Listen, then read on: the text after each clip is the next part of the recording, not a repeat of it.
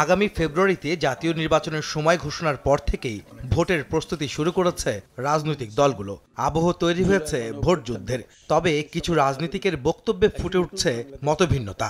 2026 সালের ফেব্রুয়ারি মাসে জাতীয় নির্বাচন অনুষ্ঠানের আয়োজন করেন। দেশ যখন নির্বাচনমুখী তখন ভোটের মাঠে যারা ভিন্ন অজুহাতে বাধা সৃষ্টি করবে তারাই ছিটকে যাবে বলে মন্তব্য করেছেন বিএনপি নেতা সালাউদ্দিন আহমদ। বলেন, ভোটে অংশ নেয়া বা না নেয়া প্রত্যেকের স্বাধীনতা, তবে বিভ্রান্তি তৈরির সুযোগ নেই।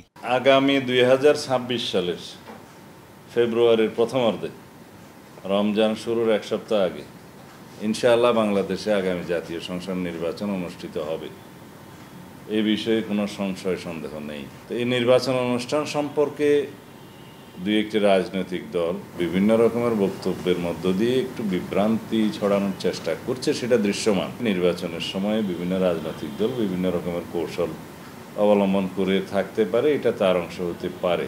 আগামীর নির্বাচন যারা বয়কট করবে বিভিন্ন ঠুনকো বাহানায়, তারা বাংলাদেশের জাতীয় রাজনীতি থেকে ভবিষ্যতে নিজেরাই মাইনাস হয়ে যাওয়ার একটা সম্ভাবনা থাকবে।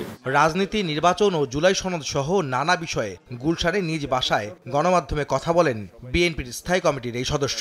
নির্বাচনী জোট নিয়ে বিএনপির ভাবনা কি জানতে চাইলে তিনি সাফ জানিয়ে দেন, জামাতের সাথে গাঁটছড়া বাঁধার কোনো সম্ভাবনা নেই। বাংলাদেশ জামাত ইসলামীর সাথে আমাদের নির্বাচনে জোট হওয়ার কোনো সম্ভাবনা নেই। ইসলামী ঘরানার বেশ কিছু দলের সাথে আমাদের আলাপ আলোচনা আছে, তারা আমাদের সাথে জোটে আসতে পারেন। তবে নির্বাচনী কৌশল হিসাবে আমরা জোটের গঠনের ক্ষেত্রে কি কি কৌশল অবলম্বন করব সেটা সবকিছুই এখনো খোলাসা করে বলার সময় আসেনি। ত্রয়োদশ জাতীয় সংসদ নির্বাচনে অন্তর্বর্তী সরকারেই আস্থা রাখতে চায় তার দল, এমনটা জানিয়ে সালাউদ্দিন আহমদ বলেন, নির্বাচনকালীন সরকার নিয়ে কোনো জটিলতা চায় না বিএনপি।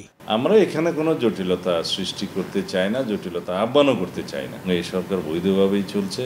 সুতরাং এই সরকার যে নির্বাচনের সময়সীমা ঘোষণা করেছে, নির্বাচন কমিশন প্রস্তুতি নিচ্ছে, এই ধারাবাহিকতার মধ্যে আমরা কোনো রকমের আবার কোনো অসুবিধার সৃষ্টি হোক সেটা চাই না। জুলাই সনদের অঙ্গীকারনামার কিছু বিষয়ে অযৌক্তিক মন্তব্য করে বিএনপি নেতা সালাউদ্দিন মনে করেন, সংবিধানের উপরে স্থান পায় এমন কোনো বিষয় গ্রহণযোগ্য হবে না।